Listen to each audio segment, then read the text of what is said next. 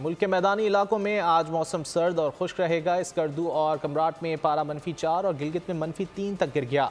ज़ियारत में कम से कम दर्जा हरारत 0 degree centigrade record.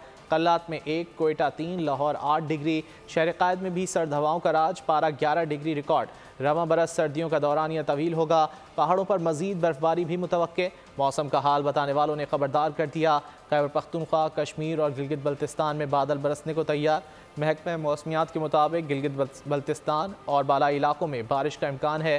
Khyber Pakhtunkhwa में चंद मकामात पर हल्की बारिश और बर्फबारी की तवक्को है। मुल्क के मैदानी इलाकों में आज मौसम सर्द और खुश्क।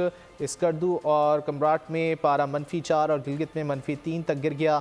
ज़ियारत में कम से कम दर्जा हरारत 0 डिग्री सेंटीग्रेड रिकॉर्ड किया गया। कल्लात में 1, कोयटा 3, लाहौर 8 डिग्री। शहर कायद में भी सर्द हवाओं का राज है। पारा 11 डिग्री रिकॉर्ड किया गया।